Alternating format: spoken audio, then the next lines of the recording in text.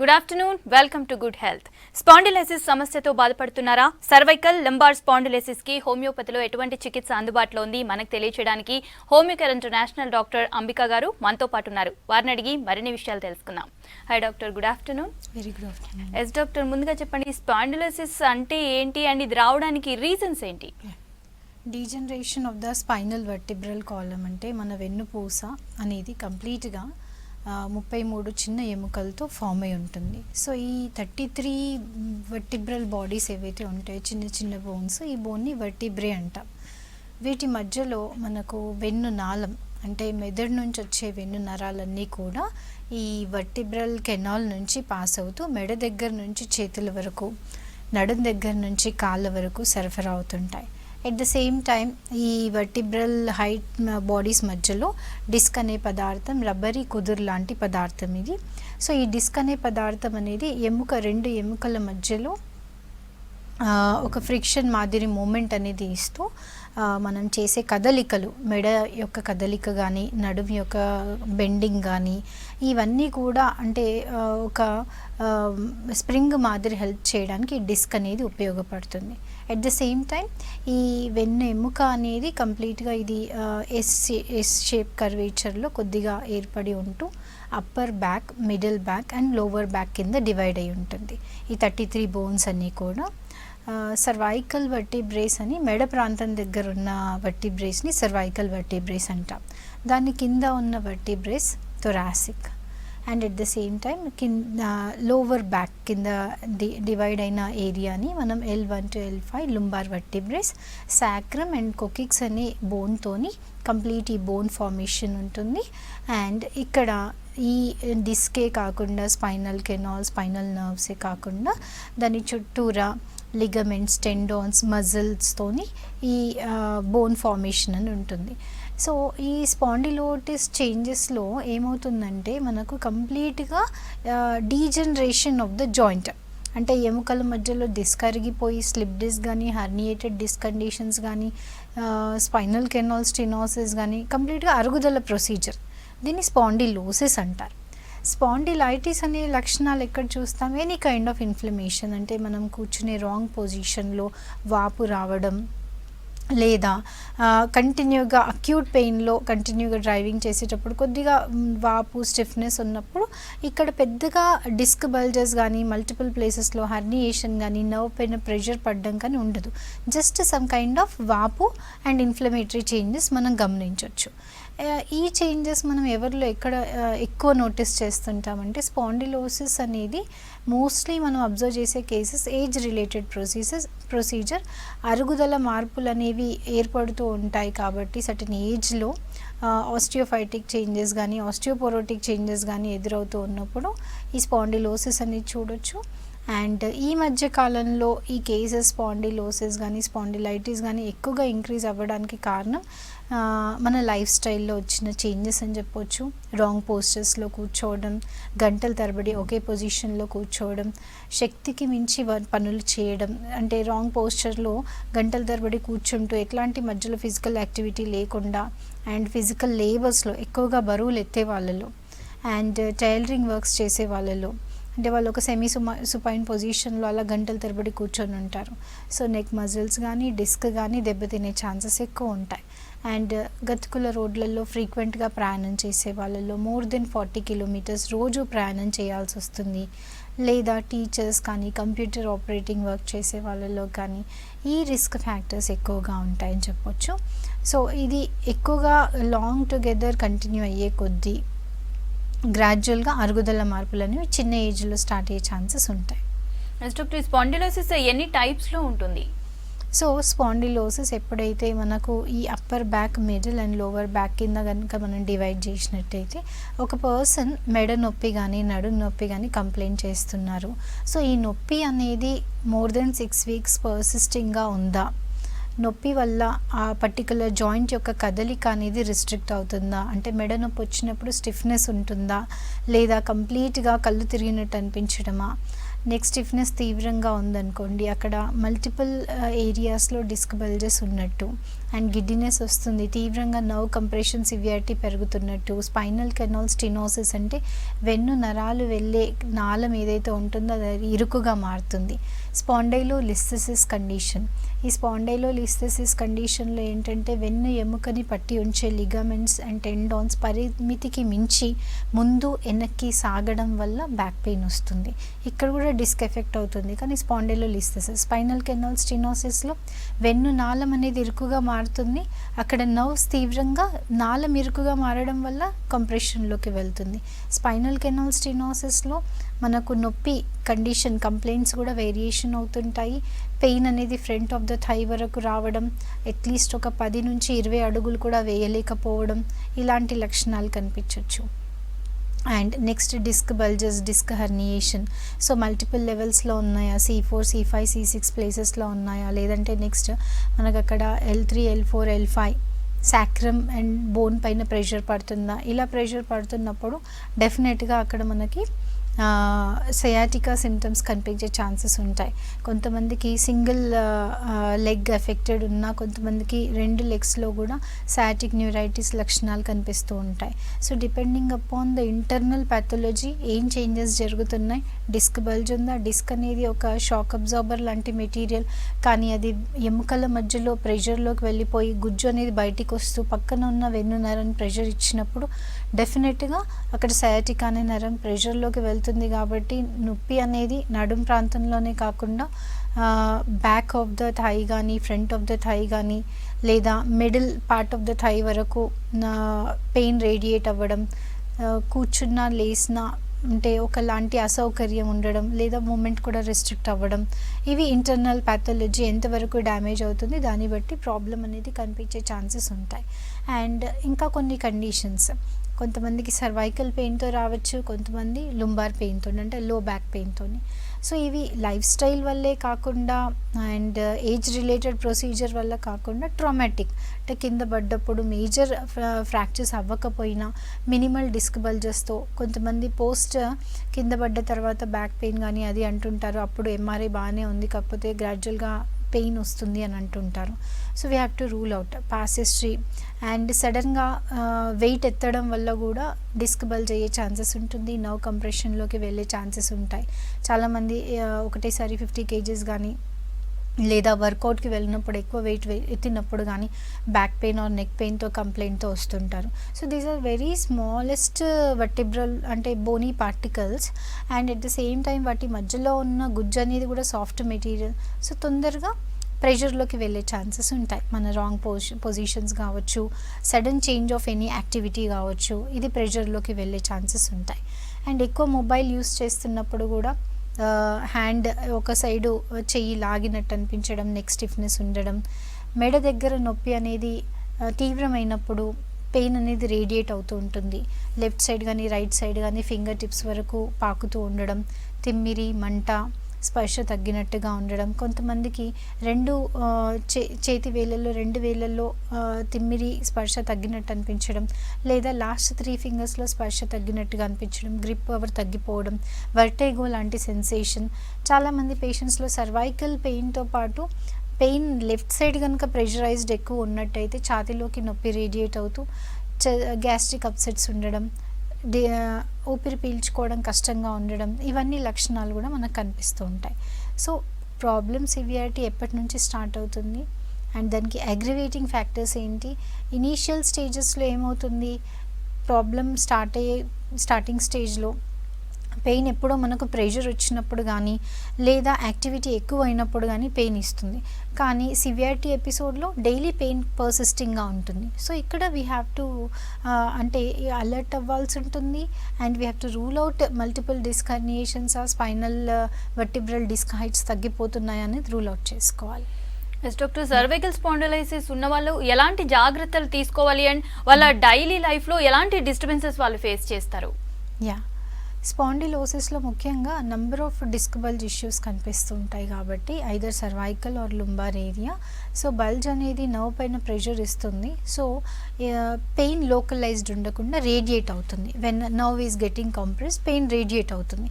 So pain radiate అవుతున్నప్పుడు severe pain ఉండడం వాళ్ళ డే టు డే యాక్టివిటీస్లో కొంతమందికి కూర్చొని లెగుస్తున్నప్పుడు పొజిషన్ టేకప్ చేసుకోలేకపోతారు. నించోవడం అంటే ఇమీడియట్గా వెయిట్ అనేది బ్యాక్ పైన ఇవ్వలేకపోతారు. లేదా కొంతమందికి ఇమీడియట్గా నడవలేకపోతారు. ఈవెన్ చైర్ పైన కూర్చొని లేచి నడుస్తున్నప్పుడు కూడా. కొంతమంది కేసెస్లో కింద కూడా కూర్చోలేకపోతారు depending upon problem severity. So ఇలాంటి వాళ్ళు ఏంటంటే ఇక్కడ ఎస్ఎల్ఆర్ బ్యాక్ పెయిన్ ప్రాబ్లం కనుక తీసుకున్నట్టయితే సయాటికా ఉందా లేదా చూస్తాము. And at the same time sciatica straight leg raise test ద్వారా అక్కడ తీవ్రంగా అంటే అట్లీస్ట్ మినిమం ఒక 30-35 డిగ్రీస్ యాంగిల్లో కూడా కాలు ఎత్తలేకపోతున్నారు. సో తీవ్రంగా నర్వ్ కంప్రెషన్ ఉన్నట్టు నిర్ధారించడం జరుగుతుంది. అండ్ ఎంఆర్ఐ ద్వారా మనం రూల్ అవుట్ చేసుకుంటాం. అండ్ దాన్ని బట్టి పేషెంట్కి ప్రివెంటరీ మెజర్మెంట్స్ కూడా అడ్వైస్ చేయడం జరుగుతుంది. ఏ ప్రాబ్లంకి ఎలాంటి స్ట్రెంథనింగ్ ఎక్సర్సైజ్ చేయాలి. అందరూ అంటే యోగా చేసేయచ్చు, బ్యాక్ పెయిన్ ఉంది, నెక్ పెయిన్ ఉంది, ఎలా పడితే అలా ఎక్సర్సైజెస్ చేయకూడదు. పర్టికులర్ జాయింట్కి పర్టికులర్ డిస్క్ లొకేషన్లో ఏ నర్వ్ కంప్రెషన్లో ఉంది, సో ఆ పర్టికులర్ లొకేషన్ని బట్టి దాని strengthening exercises are advisable. And అన్నీ కూడా చేస్తూ ఉంటే బాడీ మనకి అంతకన్నా ఎత్తలేము, అంతకన్నా మూమెంట్ చేయలేమని బాడీ మనకి ఇండికేషన్ ఇస్తూ ఉంటుంది. సో ఫిజిషియన్ అడ్వైస్ మేరకు ఎక్సర్సైజెస్ కంటిన్యూ చేసుకోవాల్సి ఉంటుంది. ఎక్కువ డ్రైవింగ్ కానీ, బరువులు ఎత్తడం కానీ, కింద కూర్చోవడం కానీ ఇలాంటి యాక్టివిటీస్ అవాయిడ్ చేయమని చెప్తాం.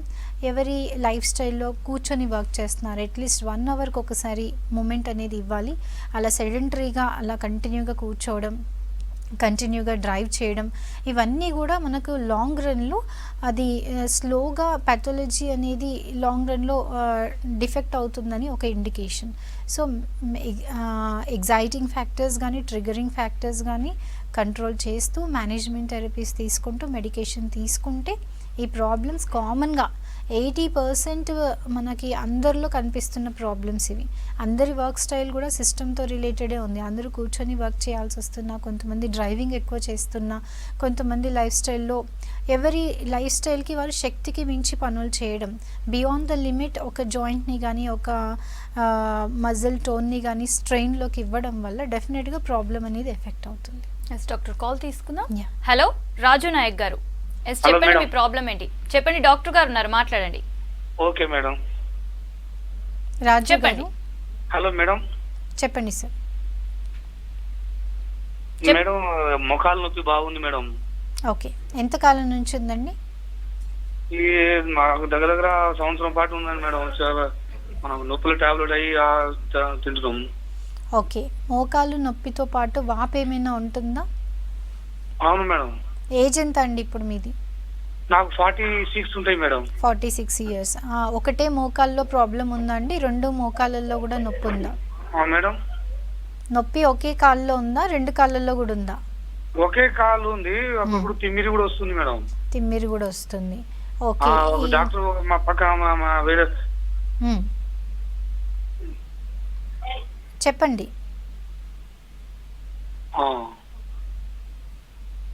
ఓకే, పెయిన్ అంటే ఎక్కువగా ఏ టైంలో ఇంక్రీజ్ అవుతుందండి నొప్పి?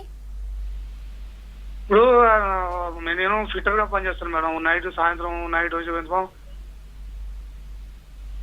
ఓకే, ఇక్కడ ఈ మోకాలు నొప్పి అంటున్నారు అండ్ 1 ఇయర్ నుంచి పెయిన్ కిల్లర్స్ యూస్ చేస్తున్నారు. ఏజ్ కూడా 46. కానీ డీజనరేషన్ ప్యాథాలజీ ఉందా, ఇన్ఫ్లమేటరీ ఉందా అనేది చూసుకోవాల్సి ఉంటుంది.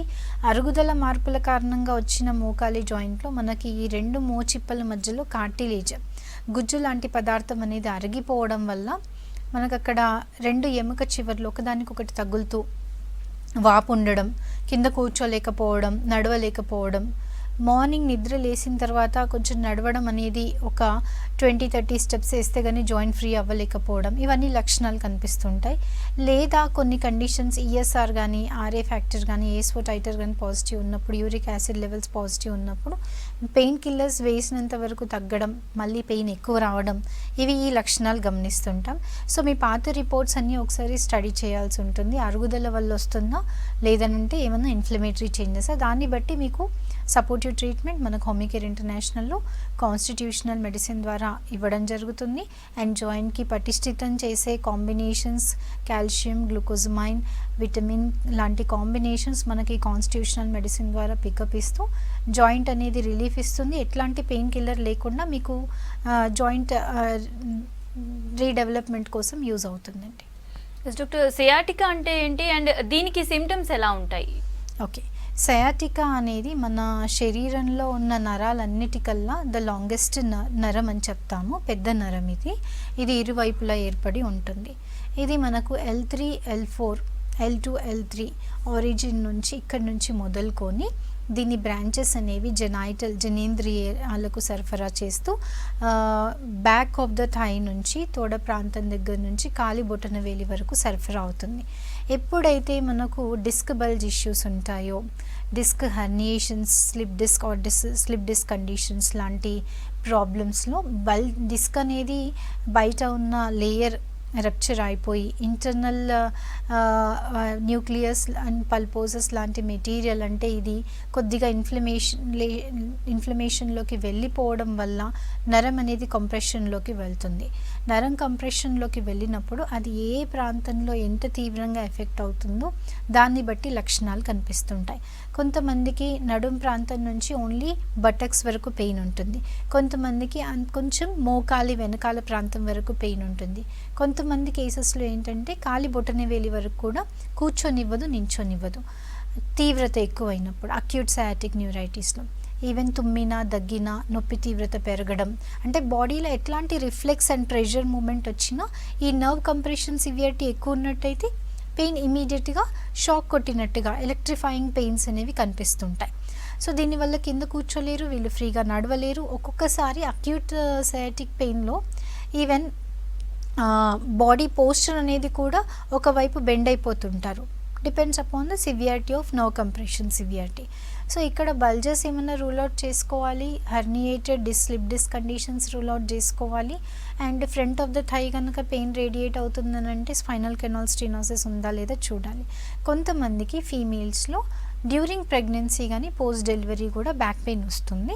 ఇక్కడ మళ్ళీ ఎందుకు అని అంటే during pregnancy duration intra abdominal pressure అనేది పెరుగుతుంది, అంటే వెయిట్ పెరుగుతుంది.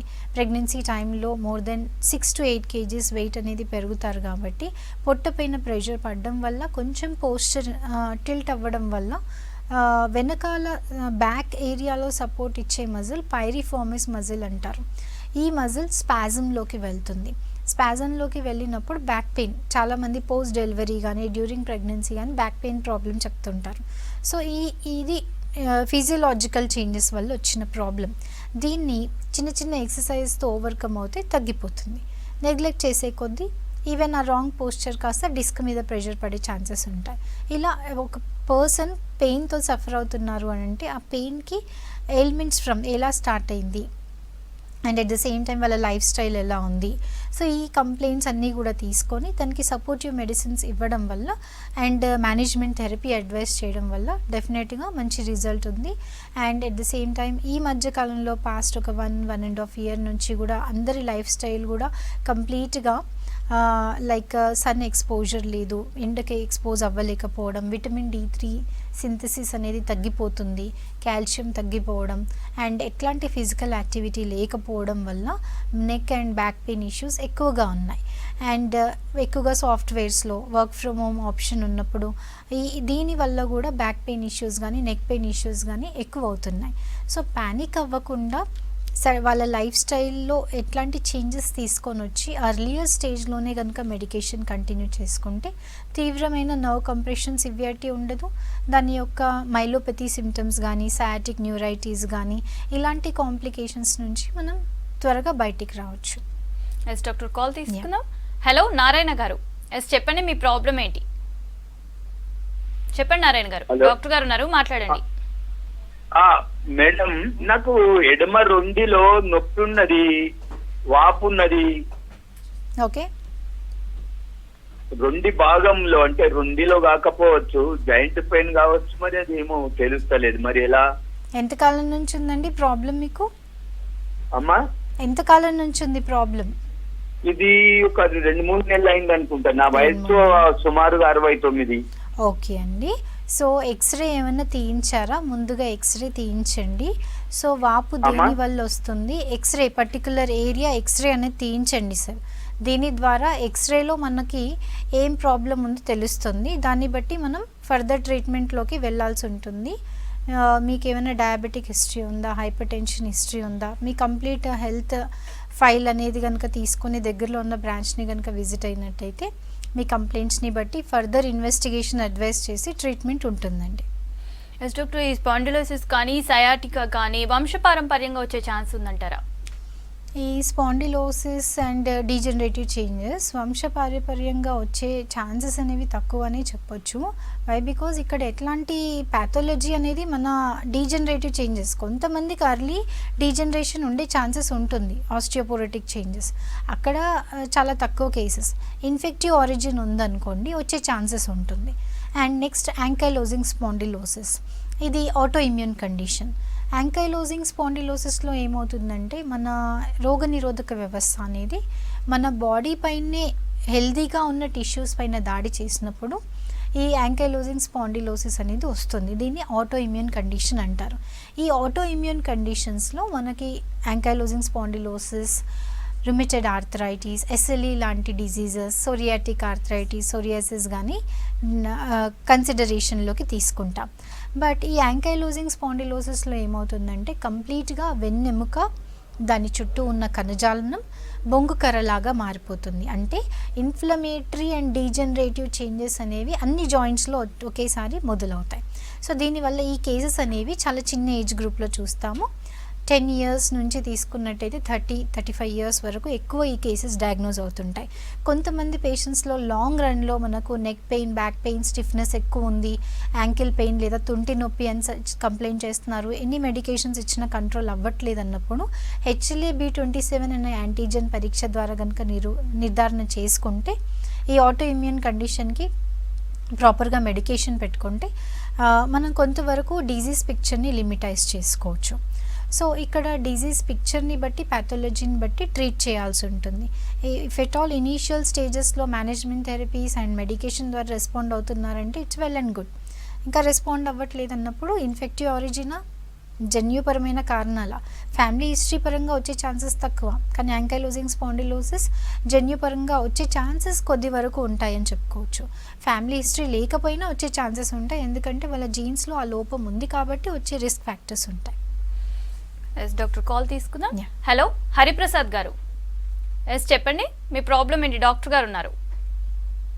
మేడం, నాకు లాస్ట్ లాక్డౌన్ లో నెక్ పెయిన్ వచ్చింది మేడం. ఓకే, 6 months ఇబ్బంది పడ్డాను. ఓకే, అది కంప్లీట్ గా క్యూర్ అవుతుందా? ఏదైనా ప్రికాషన్స్ ఉన్నాయా? ప్రెజెంట్ కంప్లైంట్స్ ఏమున్నాయండి? ప్రెసెంట్ చెయ్యి కొంచెం నొప్పిగా అనిపిస్తుంది మేడం, మేడం నుంచి చేయదా? ఓకే, ఓకే, ఫైన్ అండి హరిప్రసాద్ గారు. సో ఒక 6 months మీరు నెక్ పెయిన్తో సఫర్ అయ్యారు. అండ్ నెక్ పెయిన్తో పాటు cervical pain was radiating to hand వరకు ఉండొచ్చు, లేదా ఫింగర్స్ వరకు కూడా రేడియేట్ అవ్వచ్చు, లేదా 2 భుజాల మధ్యలో నొప్పి ఉండే ఛాన్సెస్ కూడా ఉంటాయి. ముందుగా మీరు ఏంటంటే మీ లైఫ్ స్టైల్లో ఇది వరకు నేను చెప్పినట్టు చిన్న చిన్న అడ్జస్ట్మెంట్స్ కానీ ఎక్సర్సైజెస్ కానీ చేసుకోండి. అండ్ మెడికేషన్ కూడా కంటిన్యూ చేసుకోండి. వన్స్ ఒకసారి ఎక్స్రే సర్వైకల్స్ పైన తీయించండి. ఇక్కడ ఏమైనా ప్రాబ్లం ఉంది అని అంటే దాన్ని బట్టి ప్రాపర్ మెడికేషన్ కొంత డ్యూరేషన్ వరకు కంటిన్యూ చేసుకుంటే కంట్రోల్లోకి వచ్చేస్తుందండి. డాక్టర్, స్పాండిలోసిస్కి హోమియోపతిలో ఎలాంటి ట్రీట్మెంట్ ఉంది? అండ్ మీరేమైనా ఎక్సర్సైజెస్ చెప్పటం కానీ డైట్ అట్లాంటిది ఏమైనా ఇస్తారా? ఇక్కడ cervical and lumbar back pain ఇష్యూస్లో మల్టిపుల్ డిస్క్ లొకేషన్స్లో మనకి ప్రాబ్లమ్స్ ఉన్నా కానీ ప్రాబ్లం తీవ్రతని బట్టి సర్వైకల్ మైలోపతి కానీ సయాటిక్ న్యూరైటిస్లో కానీ the acute management combination of drugs ఉంటాయి. ముందుగా అక్యూట్ పెయిన్ అనేది రిలీఫ్ ఇస్తూ, బికాస్ పెయిన్ అనేది సివియర్గా అగ్యునైజింగ్గా ఉంటుంది. Even neck movement, neck stiffness వచ్చింది అంటే at least they have to turn their body, పక్కకి చూడాలంటే కంప్లీట్ బాడీ టర్న్ చేసుకోవాలి. అంత స్టిఫ్నెస్ ఉన్న కేసెస్లో కూడా మనం అక్యూట్ మెడిసిన్స్తోని రిలీఫ్ ఇవ్వచ్చు. కానీ వీళ్ళకు మేనేజ్మెంట్ అండ్ ఎక్సర్సైజ్ కూడా అడ్వైస్ చేస్తాము. వాళ్ళ ప్రాబ్లం మేరకు అడ్వైస్ చేయాల్సి ఉంటుంది. అండ్ వాళ్ళ ప్రాబ్లమ్ని బట్టి ఎంతవరకు మెడికేషన్ వాడాలి, కొంతమందికి 6 months డ్యూరేషన్లో కంట్రోల్ అయిపోతుంది, కొంతమందికి లాంగ్ టర్మ్ కోర్స్ అవసరం ఉంటుంది. వాళ్ళ లైఫ్ స్టైల్లో ఉన్న వర్క్ని బట్టి, వాళ్ళ మజిల్స్ కానీ బ్యాక్ మీద ఎంతవరకు ప్రెషర్ పడుతుంది దాన్ని బట్టి ట్రీట్మెంట్ అడ్వైస్ చేస్తాం. Okay, thank you doctor. ఇది ఇవాల్టి good health. Stay tune to V6 news.